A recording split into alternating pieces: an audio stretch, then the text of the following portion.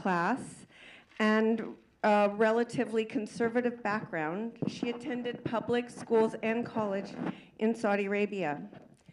But she wanted to be a journalist since the age of 8 to discover for the first time the unknown country she was born and raised in, to investigate the hidden stories that were censored and expose the injustice of the citizens, mainly the treatment of women.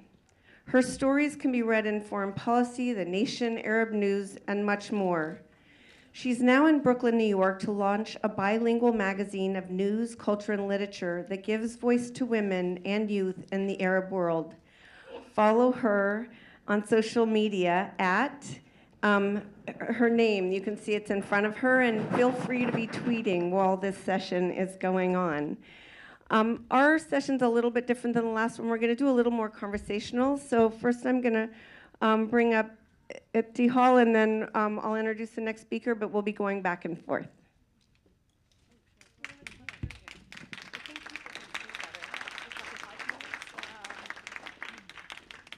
Okay, Saudi Arabia, where do I begin? It's complicated, the status of relationship of Saudi women and their government and country. It is hard to have your own country as your sole enemy. I recall reading a very expressive line opening the Human Rights Watch report years ago. It's called, on Saudi women, called Perpetual Minors. It is an anonymous quote of one of the Saudi women that the Human Rights Watch researchers met. And it says, how can I be proud of a country who's not proud of me? That line, you know, it really sums up the relationship with the Saudi women, you know, feel towards their country. It is basically a gender apartheid. I said this when I was back in Saudi Arabia reporting. I said it in CNN. It upsetted officials back then, and I mean, reality should upset them. Basically, I mean, you wanted me to explain to you, to walk you through the life of Saudi women. Saudi women are highly educated. Much more, I mean, a bit more educated than the men. There's a high rise of unemployment, basically because of bad planning of the government and also the segregation at workforce and all walks of life, and we're gonna get to that later. Basically, if you are a Saudi woman who are born in a house that is in a household, in a family that's a little bit more open-minded, you can really get a lot of things done. But that's a privilege that the majority of women don't have. So it is basically up to your legal guardian to decide for you what to study, where to go, to travel or not, and there are very little even things in your life, like issuing an ID, or going to have an operation at the hospital even. I mean, the very big things that are really small things. You are totally dependent on your legal guardian. That could be your father, your husband, your brother, your cousin, your uncle, or even your son. But really this is, I mean, having all this authority in the legal male guardian, I mean, a male figure in your life, I mean, the absence of law and accountability, it really turns the monster really in men. If you give so much power to anyone, so, I mean, all these terrible cases, I mean, the bad treatment of Saudi women is not because Saudi women are inheritedly, by DNA, are, you know, hate women. It's because they have all this power in their hands, and, you know, if you have that much power, there'll be an abuse of power.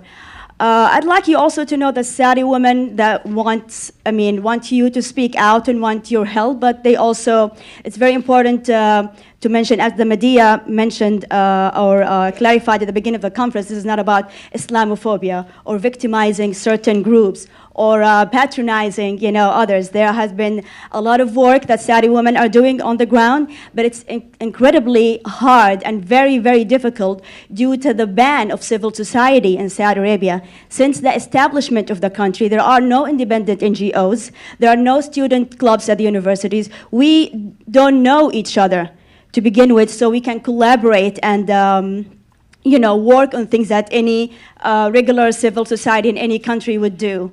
So that's If you want me to speak more, I can go on and on.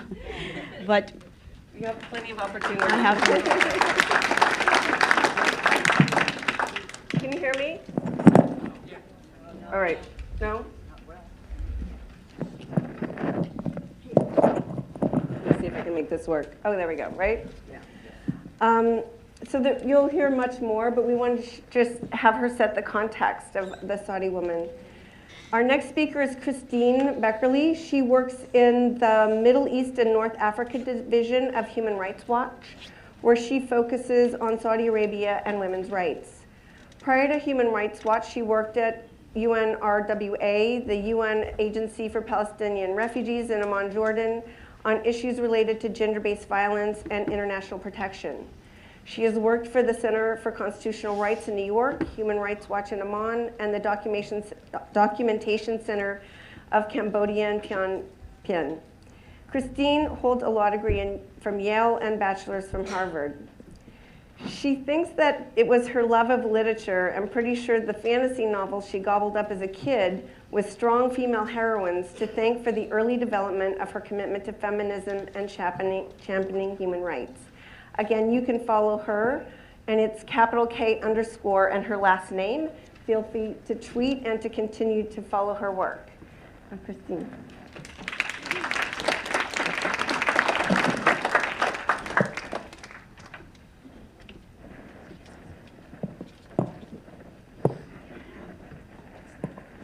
Okay.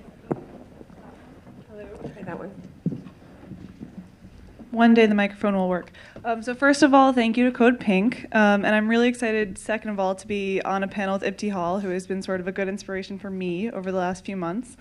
So basically, what I've been doing for the last 6 months or so is doing an update of the Perpetual Minors report that Ebtihal just mentioned. So looking at the male guardianship system sort of in depth and trying to unpack, because I think a lot of people will say quite briefly, you know, the male guardianship system is the biggest impediment to women's rights in Saudi Arabia, but they won't do a deeper dive as to what that actually means to a host and a range of women's rights in the country and to like the very, as Ebtihal was mentioning, the very day-to-day things that it affects and impacts. So I was hoping to start off just with a quick vignette of what one of the women who I interviewed over the last couple of months said to me when talking about the male guardianship system. So this woman is 44 years old. She's a 23-year-old son. She has been a teacher for years, for decades.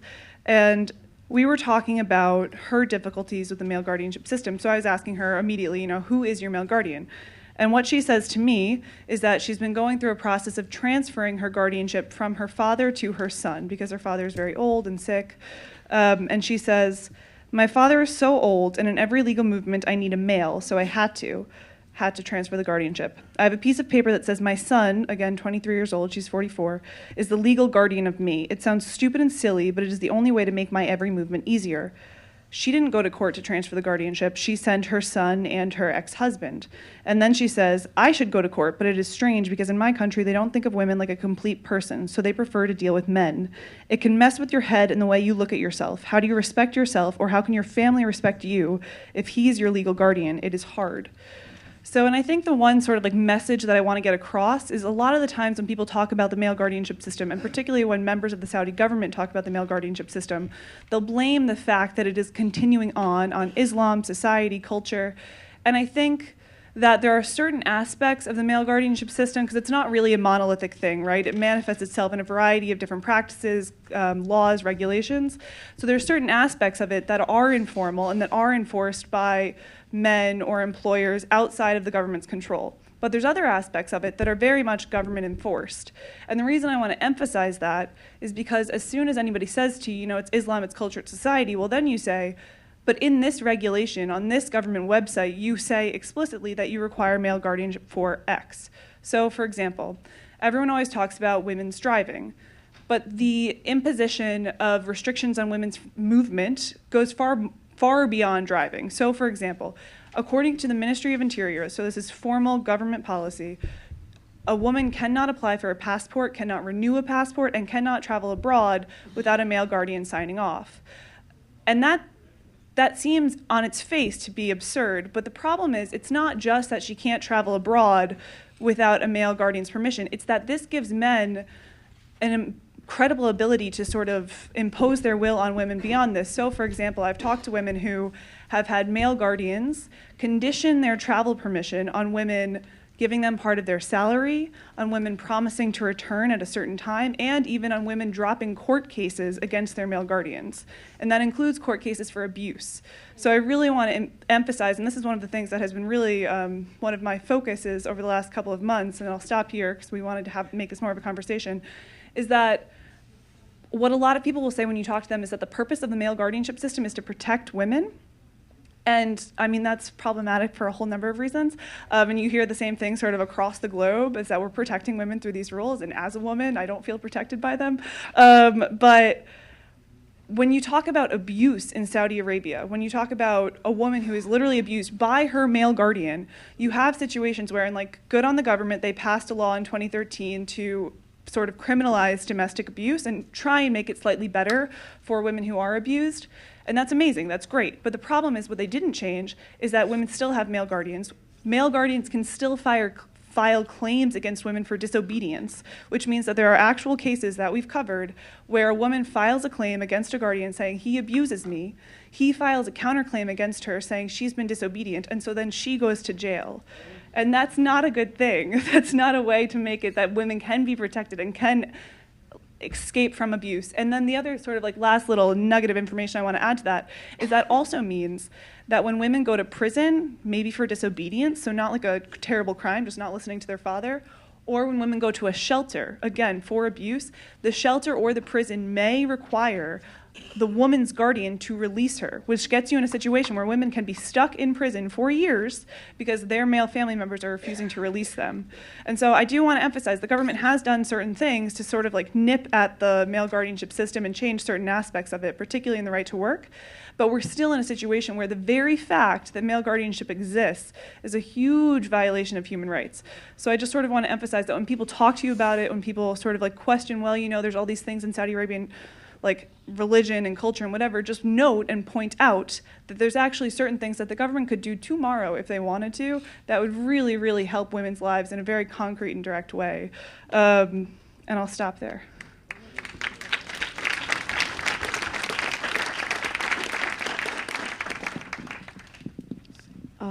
Thank you, Kristine, for making my job easier. You mentioned the main points.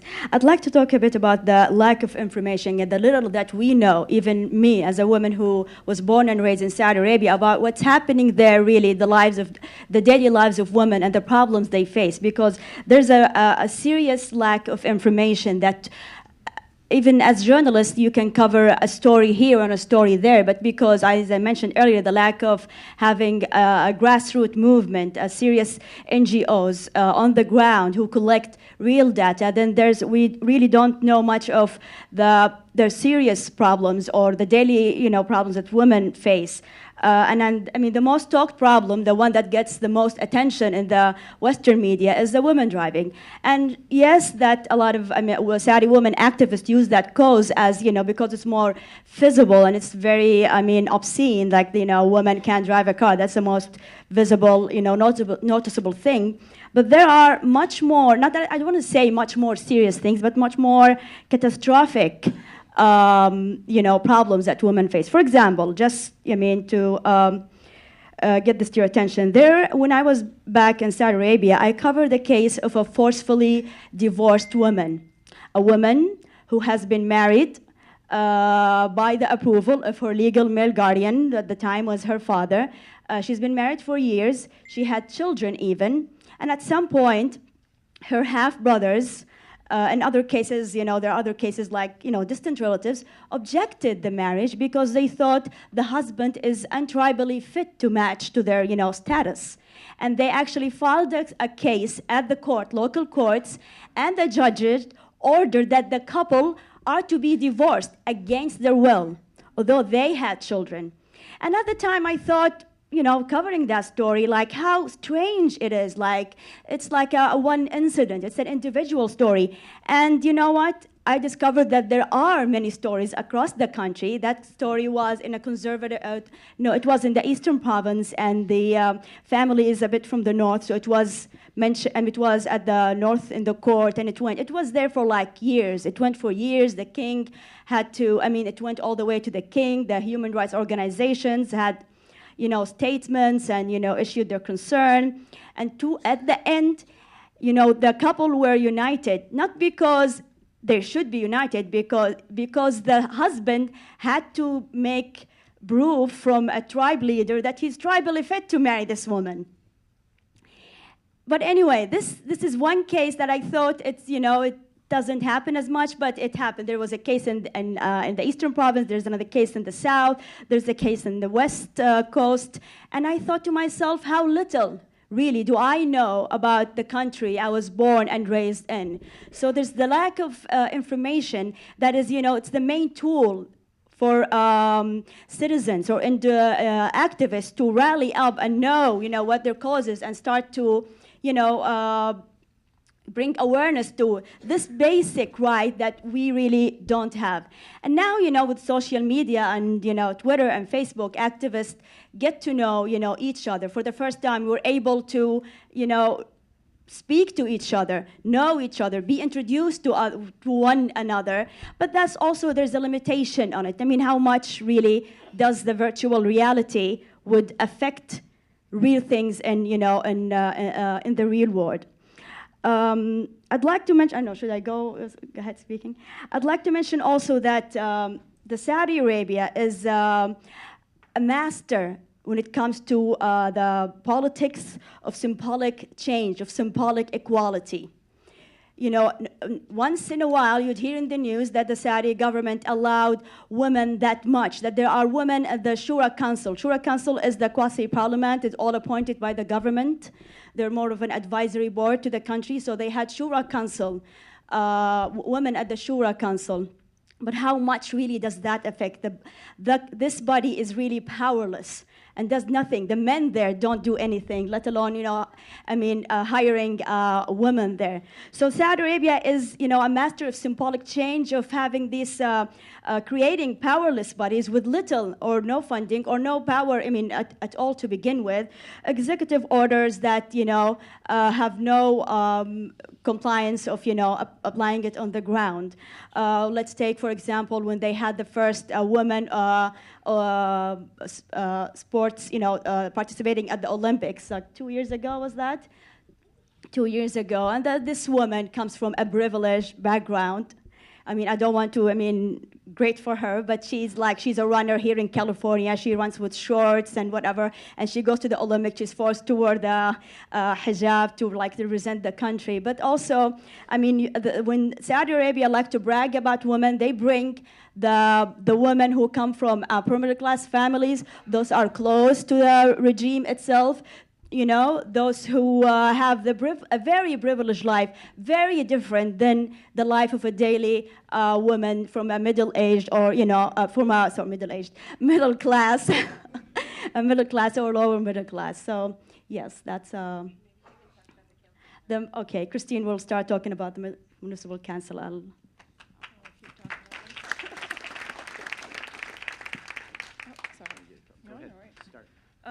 Okay, yeah, so as always, Ebtihal has said very many things that I agree with. But yeah, one of the things that I will say, and that has been sort of hard for me, is that some of the symbolic steps really, they are meaningful to people in a way. So for example, I'm sure you all saw in the media, the Western press really got into this. So in December 2015, women voted and ran as candidates for the first time for municipal council elections in Saudi Arabia. And sort of that always has to be qualified with these municipal councils don't have a lot of political power, to say the least. But that being said, women themselves in Saudi Arabia fought for the right to run and campaign in these elections for years.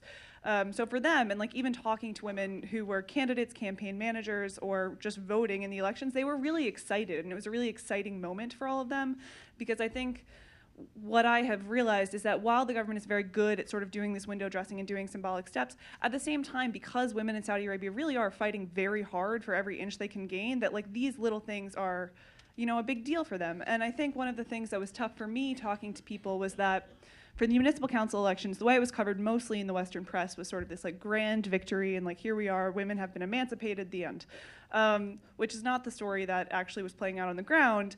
Because, so for example, registering to vote, and I will continue harping on about the guardianship system because it's the thing that I'm obsessed with, so forgive me if you get bored. But anyways, what happened was, to register to vote, you needed to present proof of residence. And this like makes sense on its face, right? Like they wanted to make sure that you were voting for the right municipal council, so okay. But the problem is in Saudi Arabia, many women, it's very, very difficult for them to rent or own property in their own name. It's much easier for a male to rent property. So that means that most leases have a male's name on the lease and women just happen to live in that house. So that means that that document is in the male's control, i.e. the woman needs to ask that man for that document to register to vote. Second thing you needed to do is, okay, fine, so you're not on the lease, but you just need to prove a relationship with that man, no big deal. But the document that does that is this thing called a family card, which basically lists out, you know, I am Kristine, I am married to X, we have these children. That document, the male holds. And so, again, women needed to ask men for the necessary documents to register to vote. And again, and not to harp on women driving, but women could not drive to the polling stations. So like there's a whole bunch of like logistical things that made it very, very difficult for women to register to vote. And one of the women we actually spoke with who is divorced, her and her daughter, it took them 2 weeks literally running around to different government offices to try and register to vote. But they were very committed to it. They've been campaigning for it for years, so they did register and they did end up voting. And that's great. And then in the end, a number of women actually won seats, like defying expectations. So again, very small victory, but still a big, important victory. And then I don't know if any of you have been following, but so then the municipal councils met. And the municipal council met in Jeddah, and the Jeddah Municipal Council had 2 women on it, so that's amazing. And the 2 women, sort of understandably, were trying to sit at the same table as their male counterparts. And some of their male counterparts decided that they could not sit at the same table as the women because this was against Sharia or it was inappropriate, and they sort of caused a big fuss and the meeting couldn't meet. And the women were insisting, we don't want to have to sit behind a partition, we just want to sit at the same table. And as Ebtihal mentioned, the Shura Council, which has had women on it since 2013, they sit in the same room as the men, which was sort of the female municipal council's argument. It's like a higher political body already does this, already has people in the same room, so why are we making this a problem? And so what you would hope is that the government would come down and say, no, okay, listen, men, just like sit in the same room as people. But instead what happened was a couple weeks after this kerfuffle, the Ministry of Municipal Affairs passed regulations explicitly stating that women had to sit in a separate room and participate via video link. And okay, so maybe you would say, you know, Skype technology, it's amazing now, but it's not. Like if you have 2 women on a council with 28 men, and they're in a back room, and they're having people come in to meet with the council, and the women are not in the room and are participating over a video link that like might not be working, that's a big impediment to their ability to effectively participate on these municipal councils, which again don't have that much power to begin with. And so I was talking, and it was one of the saddest moments I've had, honestly, interviewing people, and some of them are very sad moments, but one of like the biggest women's rights activists that has been like an amazing sort of support and source of information is talking to me, and she goes, I don't even know if I'm going to vote for women in the next election because they've been completely marginalized, and like what are they going to do on these municipal councils? And so I think that's sort of like another thing that I want to get through is that it's not that the government hasn't done anything for women, because that's not true. It's not the right narrative. They have done certain things, but certain things are certainly not enough.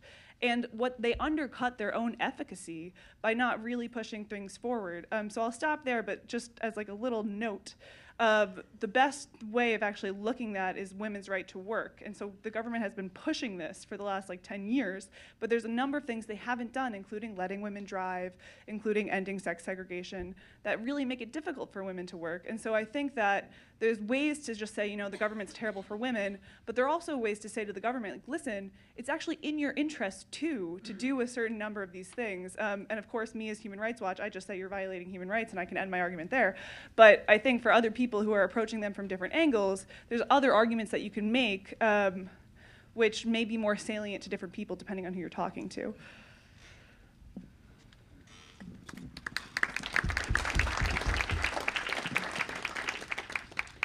Thank you, Kristine.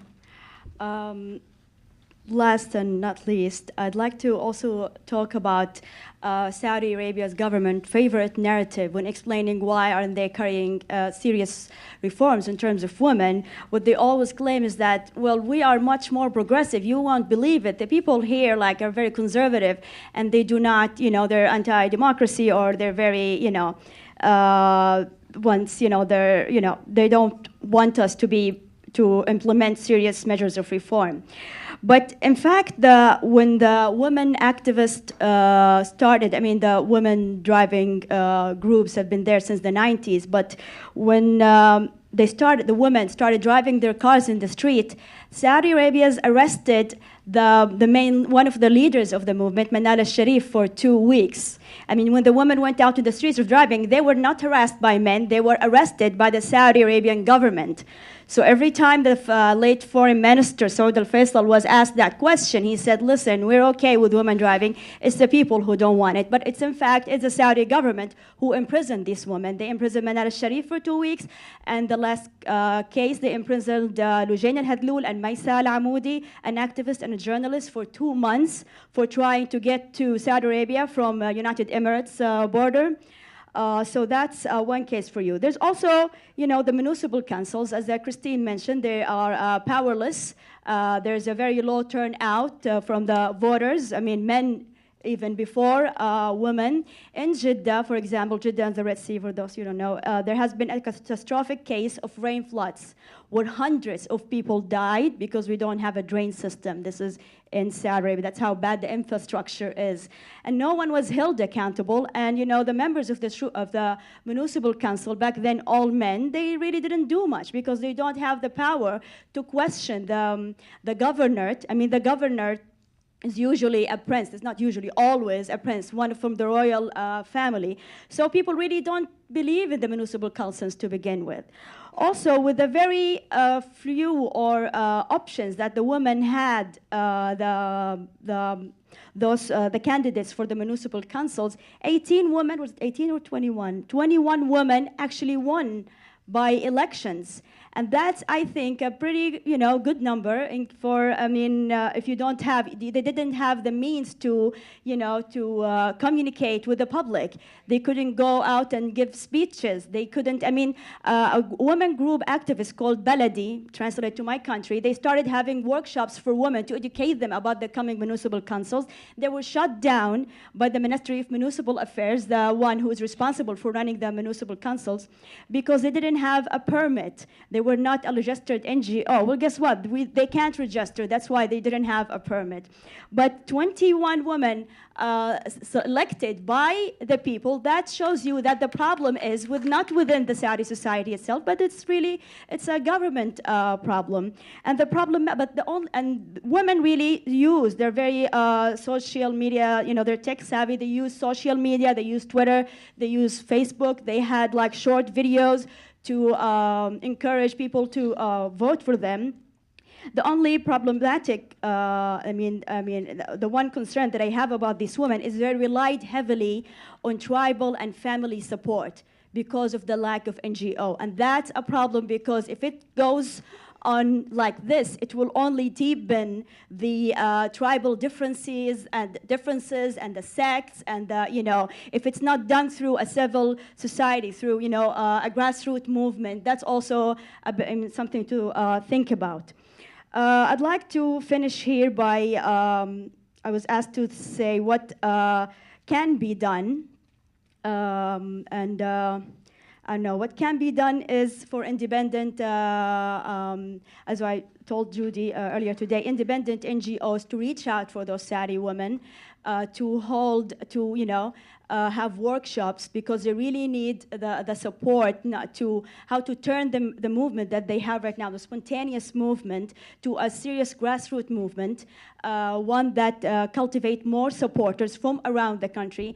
Nowadays, it's really the main activists in these groups are academics, journalists, and writers, and young activists who got in touch with them, with the old generation of feminists through social media. But it has to be spread across the country, and that's something maybe they could benefit from the shared experiences or from women activists around the world.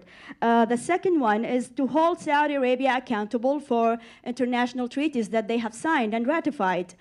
For example, the CEDAW Treaty. We have a women's rights bill out there that the Saudi Arabian government have signed.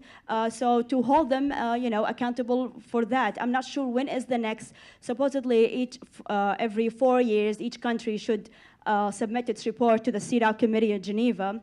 Not sure, maybe we could plan something for the next time that the Saudis go to Geneva and give their report. And by the way, the first time Saudi Arabia was in Geneva giving their report, that was 2006 or 2007, I think 2007. The Saudi women activists submitted their report anonymously, their shadow report, because of fear of persecution. So that's one thing I'd like to mention too. Also, it is really worth noticing that this country, the United States of America, is in the company of countries like Iran and Somalia and Sudan who did not ratify the CEDAW. So maybe you guys also can, it's collective work of pressuring governments to sign that treaty. One last thing I'd like to end up at is to finish up with is really the frustration that we have from the coverage of Saudi and US media. Like, I'd like you to challenge that. When you see a story that said small steps for Saudi women, like, no, what does that small steps mean? They need big steps. We need things to be implemented to make it look like, there's always this story about this woman who thinks things are not so bad, but, she wants small contained reform, and she's okay generally with the big things, but the little things that, anyway, this narrative should always be challenged. Please write to whatever publications you read, to the editors, to the journalists, and well, thank you for listening. Thank you, Code Pink, for organizing this amazing, wonderful conference. I hope it's an annual thing here. Thank you, Jodie. You can take it. So I think we should stand for the courage and passion of these women.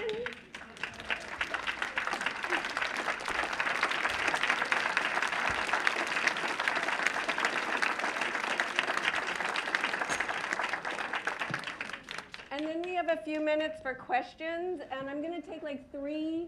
So, yes? Question is, Push the button. oh, there we go. Sorry, can you hear me now? Yes. Yeah. Welcome to the conference. You did a wonderful job. Just let me make one short comment. Sister Ebtihal, I lived in Saudi Arabia for 5 years. I'm a Palestinian American. She is represented, extremely articulate. Most of the universities in Saudi Arabia, most of the students there are women. Okay, I worked in Saudi. We have a question because we have a very short time, and it's. Okay. My question is: you made reference, Sister Ebtihal, to these NGOs here inviting Saudi women who are activists to events here, but given the very, very, very extremely limited space in fact, zero space for formation of civil society organizations in Saudi Arabia. Wouldn't they be putting themselves in extreme jeopardy and, upon their return to the kingdom? Actually, I was... Take 3 questions. So, can I get a woman? Thank you. Two quick questions. Well, the first one for Ebtihal. The previous panelists were suggesting that the Wahhabi interpretation of Islam is not really the root of the problem of global terror. That it was more U.S. policy in the 70s. The question for you is, do you see the Wahhabi interpretation of Islam as being responsible for the gender apartheid in Saudi Arabia? That's for you. And the question for Kristine is, how do we as solidarity activists support Saudi women who are at the vanguard of pressing for progressive social change without falling into Islamophobia? How do I support Ebtihal without also saying that Islam is a medieval religion? And one more question. Yes. Can you take her right there?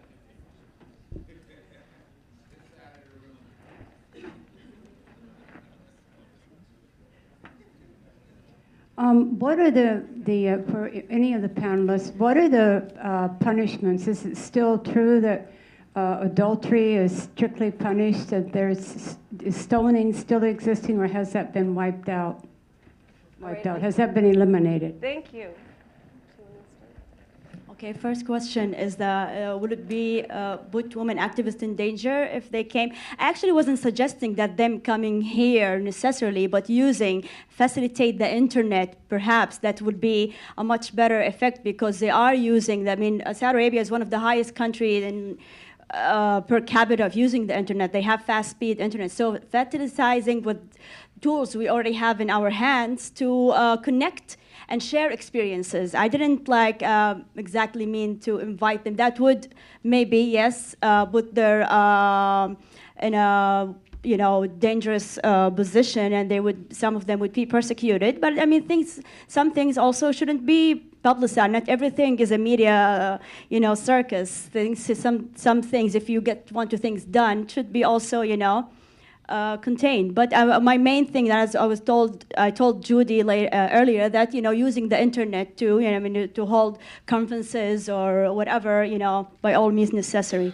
2 is Wahhabi interpretation cause of gender. Wahhabi is an ideology that the Saudi political elite aligned itself to gain power and to gain legitimacy. That their main reason for Wahhabism to spread, and they took it. Is it responsible for the gender appetite? Absolutely, yes, it is. It's all the judges. All the judges who are, the main judges who are assigned are, in favor of that. They also even come from a certain region, not even the ideology itself. They come from certain regions, Central region, Qasim region. There's central regions, that historically that the government, aligned itself with the people from that region and their own ideology. So is it, responsible? Yes, absolutely. About stoning, I don't know. I haven't heard of stoning. I don't think it's in practice. Perhaps term in prison and lashes for adultery. Even rape victims, by the way, get term in prison and lashes, believe it or not. There was, a famous case that I covered where a gang rape victim was sentenced to lashes and term in prison. That case got widely, luckily, it's one case, again, I said individual case that got international attention, and the king had to intervene by international, community, pressured by international community, and issue a pardon. To even issue her a pardon is even yes, you're a victim, but, I'm kind enough to pardon you. Right? But that's only one case. I don't know if it's still in practice, if there are other judges that still, give, because the main, how judges think, the second you leave your house without your legal male guardian, you deserve what you get. If you're raped, if you're attacked, if you're ever, why would you even, that's their way of thinking. So, yeah. Okay, so I'm going to work backwards. So on stoning, yeah, my understanding is similar to Ebtihal's, but that the trial court, so the first level of courts, will occasionally give a sentence for stoning, but then often that gets overturned at the appeals court level, where it'll be a different punishment, i.e. imprisonment or lashing, or if it's a foreigner, they'll get deported back to their country. So I haven't heard of a case of stoning being implemented in a long time. That being said, it's still on the books as something that could be given, but as most of you probably know, the Saudi judicial system is tough because there's no codified criminal procedure, and a lot of it is at the judge's discretion, so it's hard really to make any unilateral claim as to what is and is not possible, and because it's hard to just get information on a lot of these cases.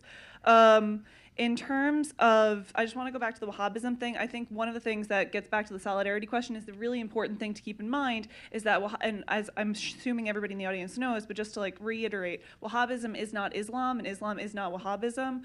And so there are a lot of Islamic feminists who are deeply committed to their religion and deeply committed to women's rights, who are very easily able to reconcile those things and are actually able to push for women's rights within the structure of Islam. And there's an amazing group called Musawa, if you want to get more deeply into this, that do a lot of scholarship on this particular issue. And there's a lot of women in Saudi who have done a lot of really good work, including on guardianship, about where in Islam guardianship actually falls and why the way in which guardianship is implemented in Islam, in Saudi, is not required by Islam. So that's just a really important point I want to emphasize.